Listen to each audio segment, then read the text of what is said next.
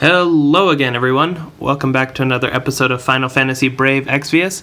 My name is Mars, and today we are doing the complete guide for CG Raegen, or just Raegen, since there are no other versions of him. So first things first, I am a little bit under the weather, so I apologize if I'm a little bit sniffly or anything like that. So I will keep the dying to a minimum so that you can get your complete guide. So, Raegen in the story is a unit that I really love, so for his unit to be cool looking, and for his kit to be good, and for him to just be a unit that a lot of people may want is exciting to me. So, we'll get right into that so that you can know exactly how and why and when you might want to pull for Raegen. So looking first at his passive abilities, you can see that he has innate dual wield at level 1, which is a big deal, especially for new players, because then that means you don't have to acquire a Trustmaster reward or anything else in order to wield 2 weapons. It makes him very beginner friendly, and it adds quite a lot to his damage, especially if you are newer to the game. 20% magic is not that important to Raegen, but it's there. 30% HP is alright, and Clear Will gives him auto heal, recovers a lot of MP per turn, and increases his limit burst gauge to limit burst crystals per turn, which is really nice. It helps support his ability to use his limit burst to increase damage. Now for his passive abilities, he has Sword Mastery, Dagger Mastery, and Katana Mastery, and Large Sword Mastery, and each of these are for 50% attack when equipped with that respective weapons, and they stack, so you want 2 different of these 4 weapons. So you can give him a sword and a dagger, or a katana and a large sword. It doesn't really matter, as long as he's got 2 different weapons of these 4 equipped, then he gets plus 100% attack, which is, again, really awesome, especially for new players, because that really pumps his attack up before he's really equipped anything. Like if you look at the Raegen that I have here with me in the against the dummy, all he has are these freebie weapons, 41 attack greatsword and 42 attack katana, and he's not potted either, and he's at 474 attack before anything else. So that, honestly, I think is one of the biggest deals for making Raegen a really attractive option for a lot of players, and in my opinion makes him very good, especially for new players. Now looking at his spells real quick, he's got 6 spells that he can use that are kind of niche in use, because you're not going to really use him as a spellcaster, but if you happen to need fire or ice damage, Firaga and Blizzaga have you covered. If you need Raise or Curaga so that you can do a little bit of the healing stuff, he's got that covered for you, and he has Bar Blizzaga and Bar Firaga so that he can buff your elemental resistance to both of those in the case that you need them against a particular fight. So not really a staple, not really a reason to pull for him, but they're nice little bonus spells that he has just in case you need them. His support abilities are also pretty good. He's got a lot of versatility to help the team. The first one is that he does fixed physical damage to one enemy and views info on them, which basically it's Libra, and it also breaks attack and magic by 40% for 2 turns. And this ability is nice because it combines a lot of useful things. The other nice thing about fixed damage is that it bypasses defenses. So if you are running into liquid metal slimes in the arena a lot, or if you're running into like Bennu or something like that and you wanted to kill a bomb that has like 99 million defense or something like that, you could just use a fixed physical damage attack like this one, and it should bypass all their defenses and do enough damage to kill them. Instant Flash is an AoE attack with the strength of an auto attack, and it restores MP of 18 to all allies, and when he's dual wielding, this procs twice, which means that he actually restores 36 MP to all allies. So once again, relying on that dual wield is a smart idea with this guy. Soul Blazer is another attack to one enemy, and it increases fire, water, wind, earth, light, and dark resistance for 3 turns to all allies. So that's pretty good if you happen to need it. Once again, it's one of those niche support skills that when you need it, and when you don't, then it's whatever. Mountain Dive is his last support skill that does physical damage to one enemy and decreases... yes, this is a full break for 40%. I was thinking for a second that I forgot a buff skill. Yeah, that's on the next page. Gosh, I'm losing my mind. Yeah, so it full breaks one enemy by 40% for 3 turns. So if you need it, neat. His remaining support abilities are Hero's Edge, which is damage to all enemies, and it increases attack all stats by 60% for 3 turns to all allies, which is nice. It's nice if you need it. It's very... I don't know. I don't see myself using it a lot since I use bards and I use nickel and stuff like that, and I think most people do as well, but if you need it, it's there. Burning Blood is a fire physical damage to one enemy, and it increases the limit burst gauge by 6 for Raegen. And if he's dual wielding, this also procs twice, so it will actually fill his limit burst gauge by 12. I wish you could demonstrate that in here, but you really can't because... yeah.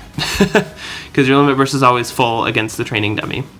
Now, Complete Awakening is one of his more unique skills. This buffs all of his stats by 200% for 3 turns. And it mitigates damage taken by 30%, and it heals him for 6,000 HP with a 15 times modifier split over 3 turns, which is a lot, and it refreshes a lot of MP to the caster over that same time. So the big thing with this one is that it eats your limit burst, so you have to have a full limit burst in order to use that. But it's a pretty substantial buff. Like, it's one of those cases where if you needed it for something, it would do... it would provide a lot of offensive power and defensive power at the same time. Now, his main damage ability, aside from his limit burst, which we'll get to in a second, is Blades of Azure Crimson, which is his main chaining skill until he gets 7 stars. And it's really nice. It chains with the Divine Ruination family, and it imperils fire and ice by 60%, which puts him kind of on a level with Sephiroth in terms of damage with this skill. And yeah, so he can chain with all the people that you can see here: Orlando, Marco, Frigo, whatever the heck his name was, Agrius, Freevia, Dark Veritas, and Sephiroth, and then coming in the future he can chain with Hyo. And this is especially a very good partnership to put Raegen with Hyo, because if you're pulling for Hyo because you have a true double hand set, you probably don't have a second true double hand set for a second true double hand chainer. So if you wanted to bring 2 of your own chaining units, it's helpful to have one that can use true double hand and then multicast their chaining skills like Hyo can, which, if you're not familiar with that, I will talk more about it at a later date. And Raegen, who uses dual wield, combines very well with that. So they can be BFFs down the line. Now, as far as other info goes, he has a really nice Trustmaster reward. It's called Hero's Vow Dark, and that increases attack by 30% when equipped with a katana, sword, dagger, or greatsword. And that does stack, so when he's got 2 different weapons equipped, he gets plus 60% attack, and it increases his limit burst fill rate by 50%, which is important because his limit burst is kind of expensive at 36 crystals, without very many LB passives to help him out. Now, his limit burst is where things get fun because it looks very cool. It is a 12 times damage modifier. It attacks all enemies, and it reduces fire and ice resistance by 100% when it's fully leveled. So this combines really well with units like Freevia, who already do ice damage, and if he uses this on one of his free turns, he can chain with Freevia and increase both of their damage by quite a bit by using that limit burst. Now, as far as weapons that he can equip, the first 4 weapons are the ones that you actually care about: dagger swords, large swords, and katanas, because those are the ones that he gets the 50% attack passive attached to. Bows, spears, guns, and fists are also there in case you need them for whatever reason, and we can get into some crazy builds here in a second. I personally will never use those because I don't see a whole lot of reason to. And then as far as defensive equipment, he can equip just about anything that he cares to, except robes and heavy shields, and that's it looks like. So very versatile, a lot of options for you to choose from with equipment. Very good unit overall, especially because his Trustmaster reward by itself is almost a good enough reason to pull. 60% attack is nothing to sneeze at, and it's very, very helpful, especially if you're trying to get the attack of your units off the ground. This does quite a lot to help dual wield units pump their attack quite a bit. So, looking at some builds, I know the first thing that people tend to ask when they're looking at builds for units is, can I put true double hand on them? And the answer is yes, but also kind of no. You can do it, but you don't really want to. Raegen doesn't have any self-imbue skills, which means that all of his damage is going to be elementless unless you're using that really bad fire move that fills his limit burst gauge. So generally, double hand you don't want to do, but if you wanted to do it, you would do it with Sunbreakers. So if you don't have Aang, good luck with that. Yeah, this is just not the build that you're going to use Raegen with. It doesn't make any sense at all unless you just wanted to spam Limit Burst chaining, which the Limit Burst does not actually have an innate element, so it will still do less damage even if you're getting some damage variance off of the weapon. It's just a bad idea all around. So if you feel like being weird, you can do this, but highly recommended that you do not. Now, his dual wield best in slot build looks something like this. And the reason I say something like this is because you want to make sure that he either has a fire or ice weapon equipped. So you can choose something like Flaming Blade Agni, which is that new one from Elvis. That's his Trustmaster reward. Or you can use Sephiroth's Katana, Masamune, or you can, Masamune is comboed with that one because it's non-elemental. You want to use Hyonmoto, which is that ice katana. So those are probably the two weapons you'll favor the most, alternating between based on whether you need fire or ice damage. If the friend that you're chaining with is Sephiroth, Orlando, or Dark Veritas, you can choose instead to use a light or dark weapon, depending on which one is more appropriate. So you can use Glauca's Greatsword, or you can use Excalibur or Excalibur 2. Lots of options there. And then, yeah, it's pretty much the typical best in slot stuff. You'll notice that he's at 300% attack percentage, putting him at 1,253 attack with Ifrit equipped. And that's why you want to use items like Desh's earrings in the accessories, because they give flat attack instead of percent attack. You'll find that with Raegen, it is super easy to hit 300% attack, so getting those flat attack items on him really help a lot to push his attack higher. So the fun part with a dual wield Raegen is I will point out that this is his best in slot-ish, I mean, depending on how you change the elemental weapons. His budget build only differs by 2 items. And that's what's amazing about Raegen, is that if you are a new player, he has one of the most accessible builds possible in the entire game.